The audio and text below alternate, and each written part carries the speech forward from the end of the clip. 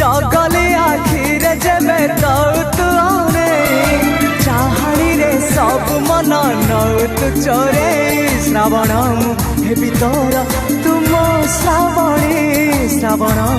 हेबी तोर तुम श्रावणी कई फूल रंग तोर मुह चांदनी तो परी झियाटिए केबे देखी